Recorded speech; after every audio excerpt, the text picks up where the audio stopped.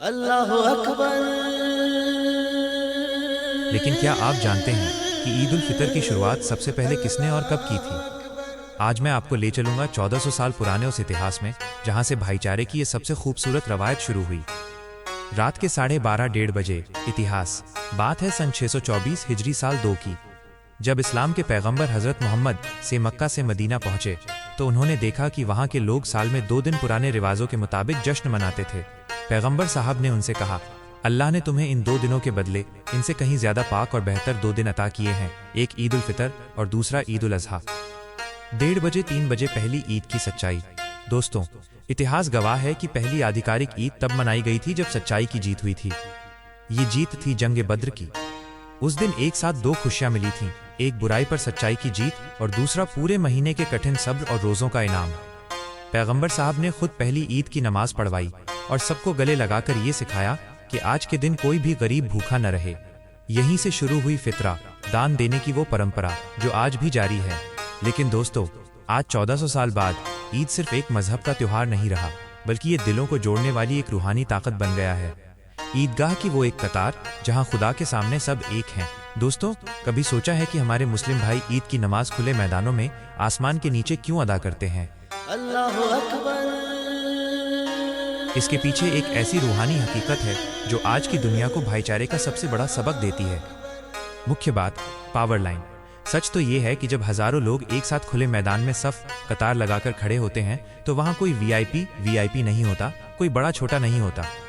वहां एक ही कतार में शहर का सबसे बड़ा अमीर भी खड़ा होता है और उसी के कंधे से कंधा मिलाकर एक गरीब मजदूर भी अल्लाह की इबादत करता है।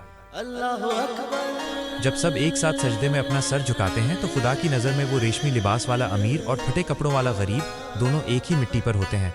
वहां ना कोई ऊंचा है ना कोई नीचा। ऊपर वाला सिर्फ ये देखता है कि किसका दिल साफ है और किसकी इबादत में सच्चाई है। यही ईद का असली पैगाम है कि अगर हम नमाज की एक कतार में अमीर गरीब का फर्क मिटा सकते हैं तो अपनी रोजाना की जिंदगी में एक दूसरे का हाथ क्यों नहीं थाम सकते? इंसानियत से बड़ा कोई मजहब नहीं और मोहब्बत से बड़ी कोई इबादत नहीं। दोस्तों, हम सब नए कपड़े पहनकर ईदगाह जाते हैं, इत्र लगाते हैं, नमाज पढ़ते हैं। लेकिन क्या कभी सोचा है कि अगर नमाज के वक्त खुदा आपका इम्तिहान ले ले तो क्या आप पास होंगे? आज की ये कहानी एक ऐसे ही नौजवान की है जिसने ईद के दिन सजदे से पहले एक ऐसा काम किया कि पूरी दुनिया उसे सलाम करने लगी। शहर की सबसे बड़ी ईदगाह में हजारों की भीड़ थी। नमाज शुरू होने में बस 5 मिनट बचे थे। सब अपनी अपनी सफों कतारों में खड़े थे।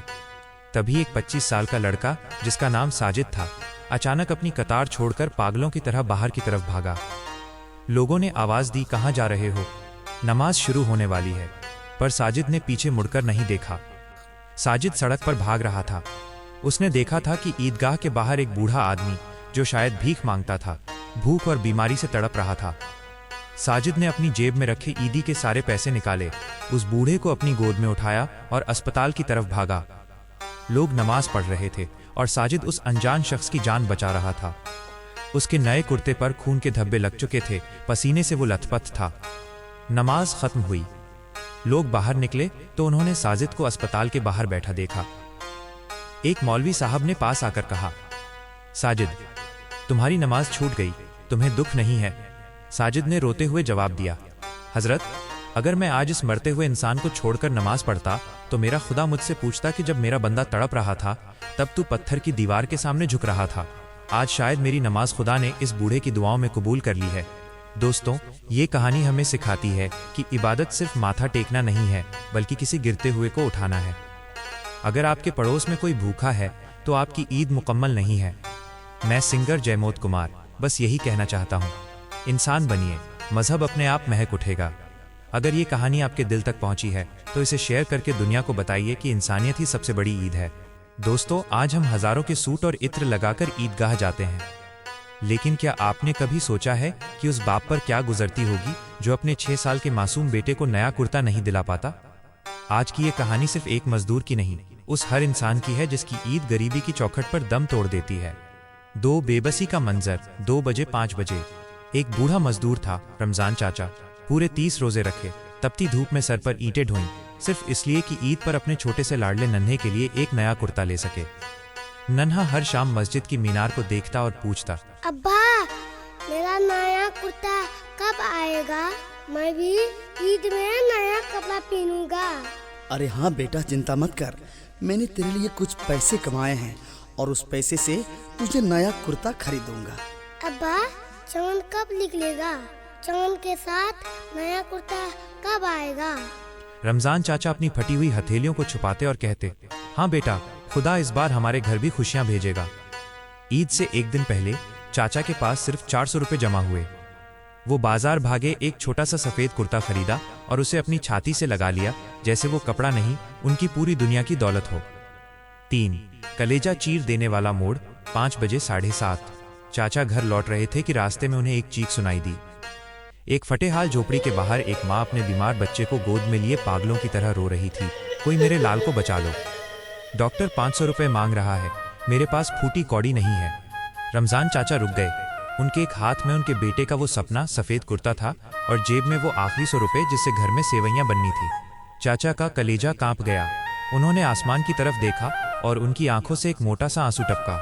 उन्होंने उसी वक्त वो कुर्ता वापस किया, पैसे लिए और उस माँ के हाथ में रख दिए। उन्होंने नमाज का वक्त होने से पहले उस बच्चे की जान बचा ली। ईद की सुबह हुई। सब नए कपड़े पहनकर जा रहे थे। नन्हा अपने पुराने पैबंद लगे कुर्ते में खड़ा था। रमजान चाचा की हिम्मत नहीं हो रही थी कि बेटे से नजरें मिला सकें। वो सर झुकाए रो रहे थे। तभी नन्हा पास आया, अपने नन्हे हाथों से बाप के आंसू पोंछे और बोला, अब्बा, आप रो क्यों रहे हो? माँ कह रही थी कि आपने अपना कुर्ता खुदा को दे दिया ताकि वो किसी बीमार बच्चे को ठीक कर सके। अब्बा, मुझे नया कुर्ता नहीं चाहिए, मुझे बस आप चाहिए। रमजान चाचा ने उसे कलेजे से लगा लिया। उस दिन ईदगाह की सबसे पिछली सफ में एक बाप खड़ा था जिसके कपड़े फटे थे, लेकिन जिसकी रूह से खुदा की खुशबू आ रही थी। उस दिन फरिश्तों ने भी उस बाप के सजदे को सलाम किया होगा। दोस्तों, ये कहानी नहीं, ये आईना है। अगर आपके पड़ोस में कोई भूखा है तो आपकी ईद अल्लाह को मंजूर नहीं। मैं सिंगर जयमोद कुमार हाथ जोड़कर विनती करता हूँ, इस वीडियो को इतना शेयर कीजिए कि कोई भी बच्चा इस ईद पर पुराना कुर्ता पहनकर न रोए। कमेंट में इंसानियत जरूर लिखिएगा। दोस्तों, अगर आज की इस कहानी और संगीत ने आपके दिल के किसी कोने को छुआ है, अगर आपको लगता है कि इंसानियत का ये सुर पूरी दुनिया में गूंजना चाहिए, तो मुझे हिम्मत देने के लिए इस वीडियो को शेयर, कमेंट और लाइक जरूर करें।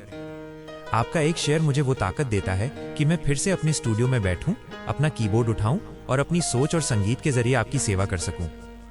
मेरा मकसद सिर्फ वीडियो बनाना नहीं, बल्कि सुरों के जरिए दिलों को जोड़ना है। मैं आपका अपना जयमोद कुमार बस यही दुआ करता हूं कि हम सब मिलकर इस दुनिया को और खूबसूरत बनाएं। बहुत बहुत शुक्रिया। जय हिंद। दोस्तों, प्रणाम, आदाब सभी माताएं बहनों को, हिंदू मुस्लिम भाई को। मैं सिंगर जयमोद कुमार, आपका भाई, आपका बेटा। आज ईद पर्व आने वाला है और उसी ईद पर्व के शुभ अवसर पर मैंने एक वीडियो बनाया है मुस्लिम भाई के लिए। तो अगर कोई जानकारी गलत लगे या अच्छी नहीं लगे, अगर कहीं मिस हो जाए तो भैया मुझे माफ़ करेंगे। मैंने ये जानकारी इंटरनेट से ली है और मैंने खुद म्यूजिक कंपोज किया है। अगर वीडियो आपके दिल को छू ले, आपको अच्छा लगे तो शेयर, लाइक, कमेंट करें, और ताकि मैं फिर स्टूडियो में बैठकर फिर मैं आपके लिए काम कर सकूं, अपने स्टूडियो में बैठकर म्यूजिक कंपोज कर सकूं, बना सकूं, एडिट कर सकूं। जब तक आपका एक शेयर, एक कमेंट, लाइक नहीं होगा, मुझे हिम्मत नहीं होगा। इसलिए आप हिम्मत दें, आप अपना प्यार दें और अल्लाह सबको सलामत रखे। प्रणाम, सबको आदाब।